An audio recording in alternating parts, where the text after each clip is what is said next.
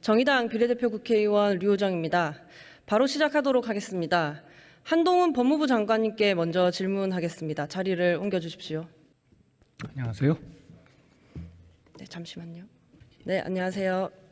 이번에는 지난번과 달리 좀 짧게 준비했습니다. 네. 지난번처럼 건설적인 문답이 좀 오갔으면 좋겠는데요. 그러면 좋겠습니다. 질의요지서 보셨죠? 네, 대유위니아 임금체불 사건 질문 드리려고 합니다. 네, 제가 그거 보고 내용을 파악하고 왔습니다. 네, 제가 먼저 간략히 요약을 하겠습니다. 대유위니아 그룹은 자동차 부품, 전자제품 제조업 특화 중견기업 집단입니다. 이 그룹 계열사인 위니아 그리고 위니아전자 모두 임금 체불이 상당합니다. 특히 위니아전자는 체불 임금과 퇴직금이 400억 원이 넘습니다. 고용노동부는 최근 위니아전자 관련해서 임금, 퇴직금, 미지급 신고 200여 건에 대해서 검찰에 기소 의견 송치했습니다. 장관님, 우리 경찰이 이 사건 수사를 어떻게 하고 있습니까? 경찰이요? 검찰이요.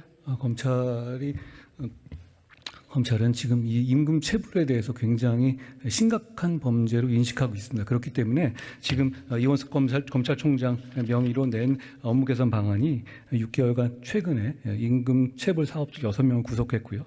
출석 부른 경우에 체포영장 하고 있습니다. 그리고 정식 기술도 대단히 높아졌고 23개 검찰청에서 체불 사건 전문 형사 조정팀을 운영하고 그리고 출석 어려운 지역 주민을 위해서 출장 조정실 마련하고 있습니다. 물론 그게 말씀하신 개별 사건에 대해서 어떻게 하겠다고 제가 말씀드릴 수 있는 문제는 아닙니다만 의원님 말씀하신 건 400억이 넘습니다. 그게 말은 숫자지만 그게 한 명 한 명이 그게 각 가정에 정말 굉장한 고통이었을 것 같습니다. 반드시 해결돼야 될 문제고 그게 뭐 형사적인 측면에서는 엄정하게 책임져야 될 사람이 책임질 수 있도록 검찰이 잘 할 거라고 생각합니다. 네, 제가 이 건은 두 가지만 짧고 굵게 부탁드리고 마치려고 했는데 한 가지는 제가 부탁을 안 드려도 될 것 같습니다. 법무부가 엄벌을 하겠다라는 말로 들리거든요. 엄벌을 약속할 수는 없는 것이 어차피 범죄 혐의를 밝혀야 되는 것이고요. 다만 이런 범죄가 사실이라면 묵과할 수 없는 범죄입니다. 네, 여당이 어제 임금체불에 관한 무관용 원칙을 강조했고요. 반대할 야당은 없고요. 고용노동부도 8월부터 임금체불에 대한 기획근로감독을 확대하겠다라고 했습니다. 윤석열 정부의 그 노사법치주의가 잘 지켜질 수 있기를 바라겠고요. 두 번째로 진짜 사장이 임금 체불을 좀 해결할 수 있도록 말씀하신 대로 한 명 한 명의 소중한 그 임금이지 않습니까? 해결하지 않을 수 없도록 이 문제를 정부가 그러니까 적극적으로 나서야 하는데요. 법무부도 마찬가지입니다. 이 사건 최종 책임자는 대표이사가 아니라 그룹 회장이거든요. 위니아전자의 그 월급쟁이 대표이사가 처벌을 받게 된다고 할지라도 대유위니아 그룹이 문제 해결에 나설지 의문입니다. 위니아전자는 매출이 없어서 체불임금 해결 못한다 그러는데 그룹은 그 와중에 골프장, 빌딩, 자동차 부품업체를 보유를 하고 있고 그룹 회장은 연봉으로 77억 원을 가져갑니다. 업계 3위입니다. 이 그룹 회장의 책임을 또 물을 방법은 없겠습니까? 지금 현재 진행 중인 굉장히 많은 건수의 사건이 진행 중이잖아요. 거기 누구 하나를 두고 이 사람을 어떻게 잡겠다 이렇게 말씀드릴 수는 없습니다. 이런 대안은 좀 부적절합니다만 다 말씀드린 것처럼 몇백억의 체불이 일어났다. 이거 일하고 돈 못 받는 나라가 아닙니다.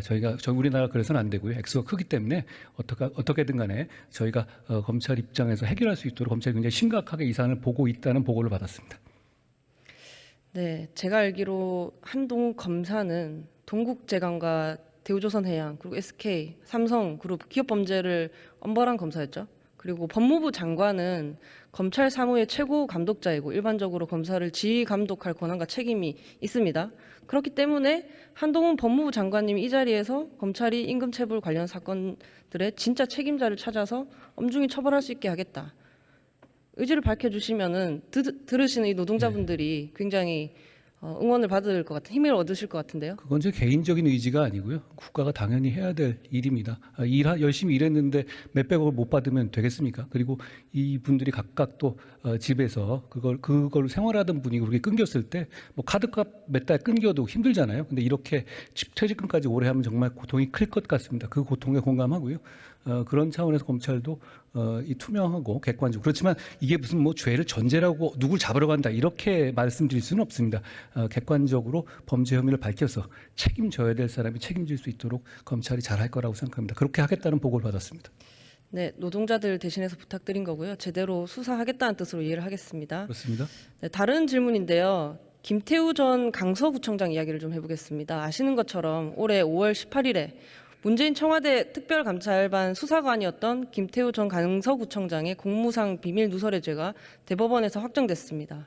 그런데 5월 18일에 형이 확정된 범죄자가 8월 15일에 사면되는 기막힌 일을 국민들께서 보시게 됐는데요. 물론 특별 사면권은 대통령 고유 권한입니다. 저는 사면이 매우 부적절했다고 생각하지만 또 찬성 의견 또한 없지 않은 것으로 알고 있습니다. 장관님은 당시에 사면 대상자 발표하시면서 이번 사면으로 국가적 화합을 기대한다라고 말씀하셨는데요. 여전히 사면은 정당했고 국가적 화합이 이루어졌다고 생각하십니까? 이 문제에 대해서는 제가 약간의 개인 의견까지 섞어서 말씀드리겠습니다. 어떤 사면도 국가적 화합이란 말을 뺀 적은 지금까지 역대 대한민국 역사상 없어 보입니다. 사면이라는 것이 대통령의 헌법상의 정치적 결단인데 역대 정부가 할 때마다 다 이런 찬반 의견들이 있었습니다. 저는 또 개인적으로 나름의 의견이 있습니다만 또 이 임무를 보조하는 입장에 또 있다는 말씀을 드립니다. 그리고 그게 확정 이후 짧은 기간에 되는 거는 의원님 보시기에는 약간 오해가 있을 수 있을 부분은 과거에 그런 전력이 굉장히 많았다는 말씀을 드립니다. 예를 들어서 임건 신동원 국정원 사건 같은 경우에서는 한 4일 만에 아마 확정 이후에 사면했을 것이고, 그리고 지난 정부의 경우에는 문정현 신부님의 같은 경우에 한 4개월 만에 한 전례가 있습니다. 그러니까 그게 확정 이후 짧은 기간에 했던 전례는 많습니다. 물론 이 사면이라는 것이 무죄 판결을 받은 사람을 사면하는 게 아닙니다. 사면은 죄가 있고 유죄 판결을 법원에서 확정한 사람에 대한 것이기 때문에 그 사람을 어떤 이 사면권으로 그 사람의 죄를 없애주거나 복권시킨다는 것에 여러 가지 의견이 있을 수 있습니다. 의원님이 비판하실 수 있는 의견도 충분히 경청할 만하다는 말씀을 드립니다.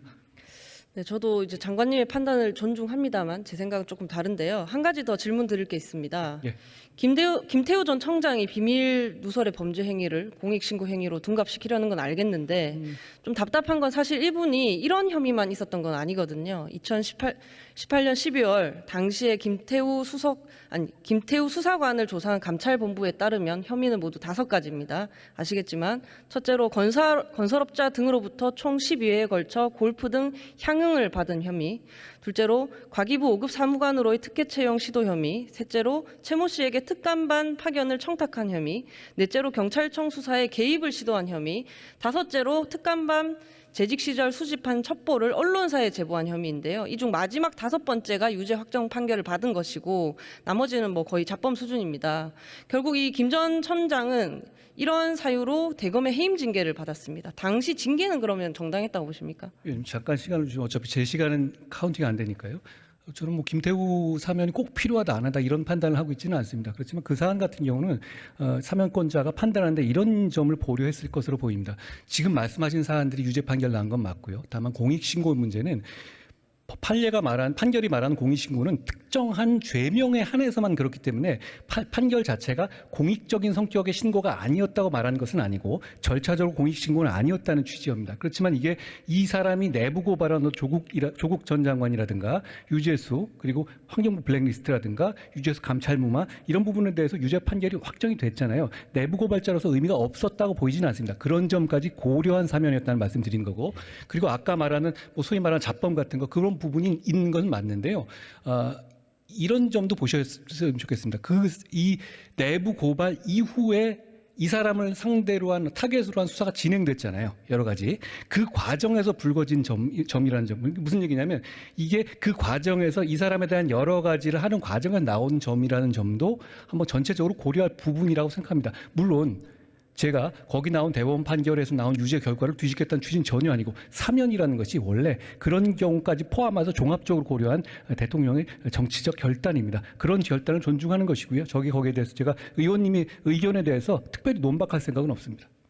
네, 그런 이제 특별한 고려 끝에 지금 김태우 전 강서구청장은 대통령의 특별 사면이라는 날개를 달고 본인 때문에 세금 수십억을 들여 치러진 이 선거에 다시 출마하겠다고 합니다. 선거운동 열심히 하고 계시던데요. 장관님이 보시기에 김 전 청장의 출마는 적절합니까? 부적절합니까? 아니면 답변하시기에 곤란합니까? 아까 얘기 나올 때 저는 정무직 공무원이긴 합니다만 그렇게 선거 출마 여부에 당부까지 판단할 입장은 아닙니다. 그것까지 고려한 것은 아닙니다. 네, 알겠습니다. 들어가셔서 좋습니다. 다음으로 한덕수 국무총리님 앞으로 나와주시면 좋겠습니다. 네, 안녕하세요. 안녕하세요. 네, 오늘도 우리는 본회의장에서 열심히 싸우고 있습니다. 총리님도 예전보다 화가 좀 많아지시는 것 같은데요. 좋은 소식을 두 가지 말씀드리겠습니다. 저는 오늘 총리님과 싸우지 않을 겁니다. 그리고 곧 퇴근하실 수 있습니다. 제가 뒤에서 두 번째이기 때문에요. 총리님, 저희가 지금 제21대 국회 마지막 정기회를 보내고 있습니다. 저도 마지막이니만큼 비장한 각오를 했고요. 오늘 대정부 질문도 그런 마음으로 나와 있습니다. 대정부 질문 첫날은 정치에 관한 질문 시간입니다. 총리님은 김영삼, 김대중, 노무현, 이명박 그리고 윤석열 정부까지 5정부에 걸쳐서 보수 진보를 가리지 않고 고위직을 역임한 진기록의 보유자이십니다. 가볍게 질문 먼저 드리려고 하는데요. 이렇게 중용되시는 이유는 무엇이라고 생각하십니까? 그 부분은 정말 모르겠습니다. 네. 자화자찬을 하실 수 있는 타이밍인데도 단호히 철벽을 치시는 겸손함이라고 제가 생각을 하겠습니다. 이런 총리님과 오늘 정치에 관한 질문 시간에 정치 토론을 한번 해보려고 합니다. 질문 요지서를 짧게 보내드렸는데요. 대한민국 국격에 맞게 진지하고 유익한 국격 토론이 되기를 기대합니다. 먼저 총리님은 노무현 정부의 마지막 국무총리셨고 지금은 윤석열 정부의 첫 번째 국무총리이십니다. 총리님께서 그때와 지금을 비교해 보셨을 때 우리 정치는 무엇이 같고 또 무엇이 다릅니까? 당시에 노무현 대통령께서는 제가 총리로 취임했을 그때의 당을 탈당하셨습니다. 그래서 여야가 없었습니다. 그런 과정에서 법적으로는 일종의 정치내각, 중립내각을 구성을 했고요. 그러니까 물론 모든 그 법안이나 예산 같은 것에 대해서 저희는 똑같이 여야에 대해서 설명도 드리고 협의도 하고 했었습니다. 그렇기 때문에 전체적인 정치적인 분위기라 할까요? 이런 것들이 특히 임기 말이고 하기 때문에 뭔가 이렇게 잘 정리를 해야 된다 하는 거였고, 그리고 무엇보다도 엄정한 그런 그 선거, 이것이 대단히 중요하다, 그런 생각을 가지고 있는 내각이었기 때문에 그런 점에서 여러 가지 국민연금법도 문제가 있었고 사립학교법도 문제가 있었고 여러 가지 어려운 법이 있었습니다만 나름대로 여야 간에 잘 협의를 해가면서 협의를 거쳐서 타결을 했다, 이렇게 생각합니다. 저는 사실 그 노무현 정부의 국무총리를 하시던 그 2007년에 전 중학생이라 방금 말씀하신 걸 자료로만 파악을 했거든요. 그러면 그래도 당시에는 협치가 좀 잘 되었던 것 같습니까? 말하시는 걸. 당시에는 제가 아까 잠깐 말씀드렸던 각 위원회별로 총리 공관으로 여야 동반으로 초청을 했을 때 저희가 초청했던 모든 위원회는 다 응해 주셨습니다. 근데 지금은 동반으로 제가 초청은 못했습니다만은 여야가 같이 와주신 위원회는 딱 하나였고요. 나머지는 응하지 않으셨습니다.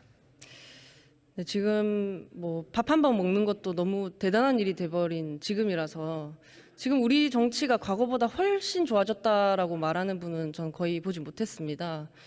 차라리 민주화 이후 근 40년 중에 지금이 가장 최악이다라거나 적어도 옛날이나 지금이나 똑같이 최악이다, 그렇게 평가를 하시거든요. 정치가 바뀌어야 대한민국이 바뀐다라는 말 저보다 많이 들어보셨을 텐데 전 고개가 갸우뚱해집니다. 적어도 2023년 지금의 대한민국은 반대입니다. 바뀐 대한민국만큼 정치가 뒤쫓아서 바뀌어야 하는 상황 아닌가 싶습니다. 오늘도 보면은 몇몇 정치인들의 유튜브 각은 있었던 것 같은데 국민들께 남는 건 그만큼 또 있었을까 싶기도 하고요. 총리님께서 생각하시기에 지금 정치가 해결해야 할 문제로 어떤 게 있다고 생각하십니까? 기후위기라든지 그런 것들. 저는 여러 가지가 있겠습니다만은 한 두 가지만 좀 말씀드리고 싶습니다. 우선은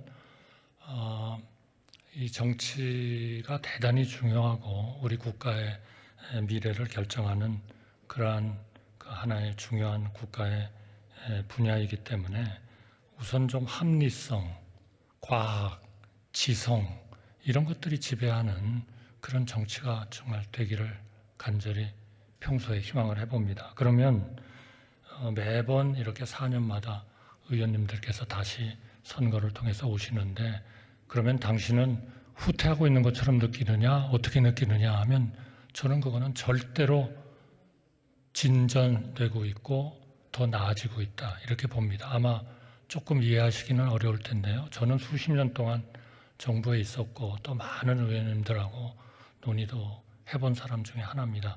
정말 의원님들 열심히 공부하시고 정말 대단하세요. 제가 보기에는. 그런데 이제 다만 그런 것들이 저는 그게 왜 그럴까를 명확히 알지 못하겠습니다. 그러나 저는 이런 SNS와 같은 옛날과는 전혀 달라진 하나의 그 커뮤니케이션의 환경 이런 것들이 정말 불행하게도 우리가 듣고 싶은 것만 듣도록 만드는 그러한 분위기를 계속 만드는 거 아닌가.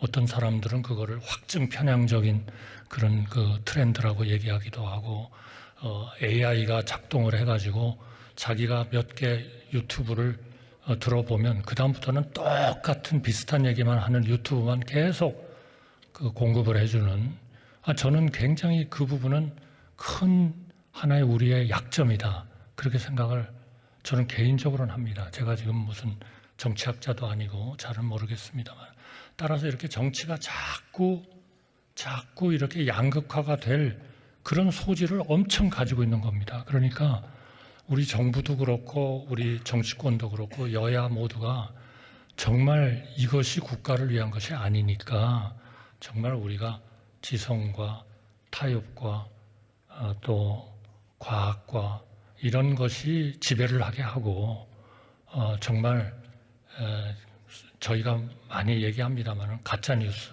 괴담, 무슨 선동, 과학에 근거되지 않은 거 이런 것들은 정말 우리가 좀 배제를 하는 그런 노력들을 하지 않으면 저는 우리 정치가 정말 좀 저희가 원하는 그런 쪽으로 가기가 굉장히 어려운 환경이다. 저는 감히 그렇게 말씀을 드립니다. 제가 틀렸는지 모르겠습니다. 아니요, 말씀하신 것 중에 좀 답답함도 느껴지고요.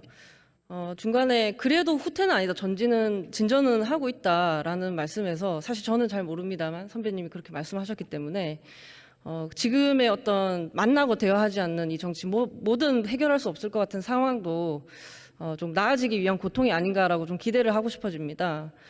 말씀하신 것처럼 1987년 민주화 이후에 대한민국 GDP만 해도 12배 성장을 했습니다. 대한민국은 이미 글로벌 차원의 시차는 없는 나라고요. 지금 대한민국 시민에게 미국을 향한 경외심이라거나 일본에 대한 열등감은 없다고 생각합니다. 하지만 언론은 양극단 진영 정치라고 부르는 그런 상황이 지속되고 있고요. 저는 이걸 87년 체제라고 부르는데요. 정치는 오늘도 그 시절 산업화 그리고 민주화로 나뉘어서 싸우고 있습니다. 예를 들어 독재 정권의 후예와 친일파를 박멸하자거나 공산 전체주의와 반국가 세력을 절멸하자고 합니다.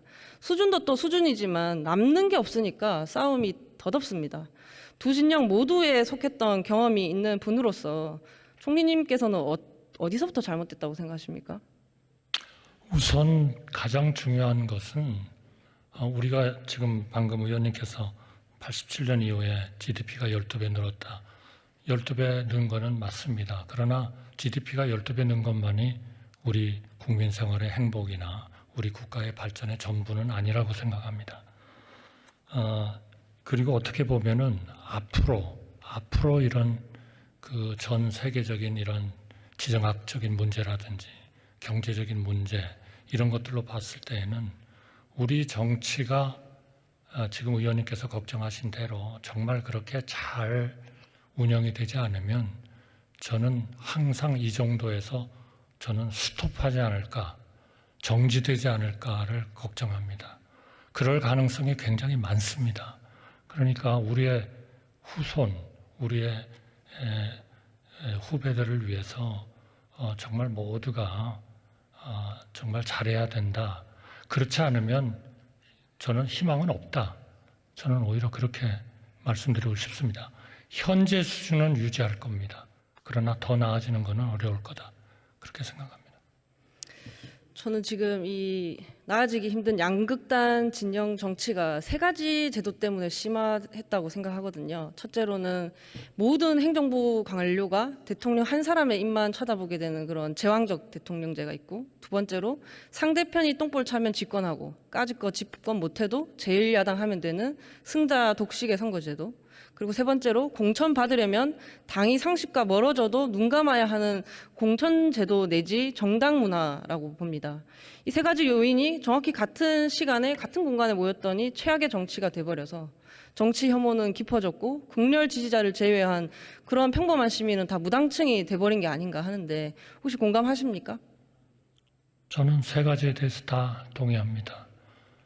그래서 첫 번째, 소위 말하는 그 대통령의 권력 집중, 이 문제가 정말 집중이 됐다 이렇게 생각하지 않는 분도 꽤 있습니다만, 그러나 이런 문제의식이 있기 때문에 책임 총리제라든지 장관, 국무위원회 책임제라든지 이런 것들을 계속 그 행정에 반영하려고 노력을 하는 거 아닌가 싶습니다. 물론 그런 것들이 전체적으로 5년이라는 주어진 하나의 임기 내에 많은 하나의 국가를 변화시키고 개혁하고자 하는 그런 거에 미흡할지는 모르겠습니다만, 우리가 그러한 그 분권, 이것이 필요하다면 아마 우리가 10개를 이루고자 하는 것을 아마 한 7개만 이루는 것으로 만족해야 될지도 모르겠습니다. 두 번째, 우리는 집권 못해도 하여튼 상대방이 잘못하는 게 좋다.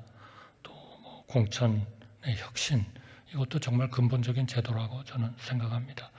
이러한 제도가 우리나라에만 특수하게 적용되는 것이 아니고 많은 외국에 이런 사례들이 있어서 이렇게 나갔을 때 잘된 나라, 이렇게 했을 때 잘못된 나라라는 그런 사례들이 굉장히 풍부합니다. 저는 그런 부분에 대해서 좀 허심탄회하게 우리가 그런 부분을 보면서 필요한 정치 개혁도 하고 그런 걸 해야 되는 거 아닌가 그렇게 생각합니다. 네, 이렇게 공감해 주시고 또 허심탄회하게 이야기할 수 있으면 좋겠다라고 말씀해 주시니까 저도 좋은데요. 근데 국민의힘과 더불어민주당이 양당은 이 상황이 그렇게 싫지는 않은 것 같습니다. 정치가 싫은 중도가 투표장에 오지 않아도 각자가 가진 견고한 30%로 승부하면 그만인 거 아닌가. 어느 쪽이 이기더라도 한쪽이 완전히 지지만 않으면 괜찮다고 생각하는 거 아닌가 싶은 거죠. 제가 너무 같나요? 그러니까 세계가 이제 막 여러 가지 제도를 사실은 시도하고 있죠. 예를 들면 독일 같은데, 그런 데는 물론 내각 책임제이긴 합니다만 상당히 다른 패턴을 보이고 있는 거거든요. 그러니까 예를 들면 지역구에서 그걸 충분히 못 얻으면 딴 쪽에서 보완을 해서 하나의 협치를 하게 한다든지, 또 많은 나라에서 그런 것들을 하고 있기 때문에 저는 좀 진지하게 우리 정치가 제대로 쓰지 않으면 우리나라는 여기서 정지된다 하는 것에 대한 인식만 있으면 마치 우리가 저출산 고령화가 이대로면 우리나라는 소멸된다 하는 최근에 일어나고 있는 이런 문제의식과 같이 그런 문제의식과 유사하게 해결책은 나오리라고 생각합니다. 어디서 경천동지할 대책이 나오는 것이 아니고 많은 나라들이 실험해보고 또 트라이 해본 그런 결과들을 우리가 다 가지고 있기 때문에, 물론 국민마다 다 다르고 나라마다 다르겠습니다만은 하나의 그런 공통 분모는 우리가 생각할 수 있다 이렇게 생각합니다. 저는 그런 점에서 우리 의장님께서 여러 가지 굉장히 어렵지만 그런 시각에서도 뭔가 하여튼 우리 정치가 좀 더 국가의 발전과 매치될 수 있게 해주는 그런 역할을 하시는 데 대해서 저는 정말 깊은 존경의 마음을 가지고 있습니다. 네, 근데 이렇게 일이 안 되면 이런 상황에서 정작 피해를 보는 건 국민이지 않습니까, 총리님? 지금 경부인이 과거에 영어 이름을 뭘 썼고 조국 전 장관은 십자가에 못 박힌 예수고 김남국 의원은 억울하다는 그런 시민이 얼마나 되겠습니까? 그리고 또 문재인 전 대통령은 공산주의자고 민주당과 시민단체나 노조는 반국가 세력이고 홍범도 장군은 공산주의자니까 파묘해야 한다는 시민은 또 얼마나 있겠습니까? 이런 분들을 제외한 나머지 평범한 시민이 전 지금 이 양극단 진영 정치의 피해자라고 생각합니다. 도저히 자기의 대표를 찾지 못한 그런 시민들이라고 생각하는데요. 저는 우리 정치가 이분들에게 다가가려면, 정치가 내 삶에 도움이 된다라고 느낄 수 있게 하려면, 다소 좀 갑작스러운 얘기지만 2분밖에 남지 않아서 대통령께서 이재명 대표를 만나야 한다고 생각합니다. 이 의견은 어떻게 생각하십니까? 그 문제는 저도 검토해 보겠습니다만 제가 깊이 말씀은 드리지 않겠습니다. 사실 지금의 상황이 그렇게 두 분이 흔쾌히 만나기가 좀 어렵지 않을까 이렇게 생각합니다. 지금 여러 가지 그 사례를 말씀하셨지만 또 그런 부분이 있는가 하면 또 백선엽 장군을 파묘하자 하는 그런 또 법안이 막 나오고 하는 거거든요. 그러니까 이거는 저는 정말 정치가 이대로 가면 우리나라는 여기서 정지된다 하는 데 대한 의식을 가지고 우리 모두가 정말 좀 자기 일처럼 이 문제를 제대로 보고 고치도록 노력을 해야 된다 이렇게 생각합니다. 근데 안 만나면요. 일단 지금 먼저 내년도 정부 예산안이 중요하지 않겠습니까? 지금 또 정쟁이 필요 없는 법안도 많거든요. 채용 절차, 공정화 법안, 교권 회복을 위한 특별법, 부양 의무를 미이행한 상속인의 상속 제한하는 그런 민법 개정안처럼 양당이 충분히 합의점을 찾을 수 있는 법안이면서 아까 말씀드린 그런 평범한 시민의 삶에 영향을 미치는 민생 법안 많이 있거든요. 근데 이것도 만나서 뭘 얘기를 해야 될 거 아니겠습니까?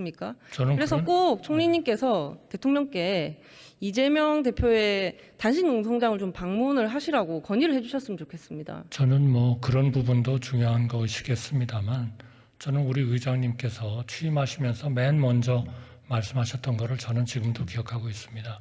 정말 여야 중진 회의를 만들어서 거기에 위원회의 간사들도 참여하고 관계 장관들도 참여하고 그래가지고 정말 법안이나 예산에 대해서 진짜 허심탄회한 토론을 해서 문제를 해결해 보자 하는 그런 것들에 대한 우리의 그 동의와 노력도 저는 굉장히 좋은 아이디어라고 생각하고요.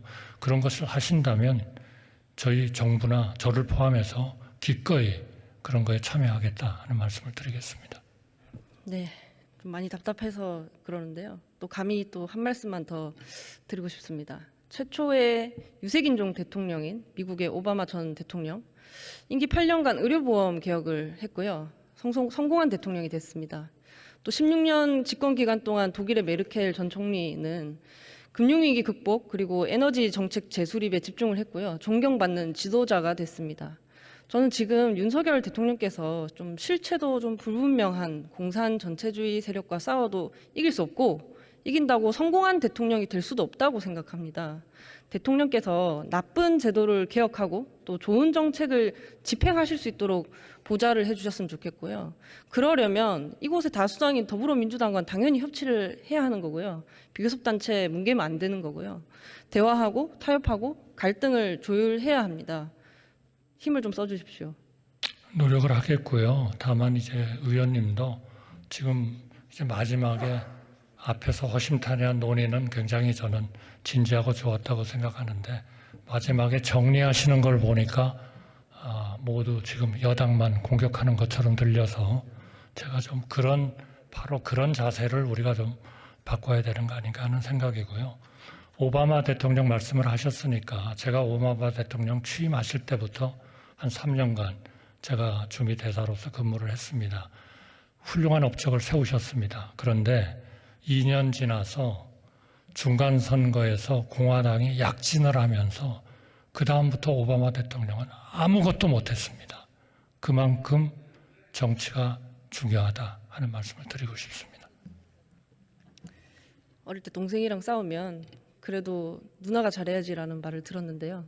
오늘 대정부 질문이기도 하고 또 여당이니까 이런 말씀을 드린다는 점 알아주셨으면 좋겠고요. 네, 들어가셔도 좋습니다. 감사합니다.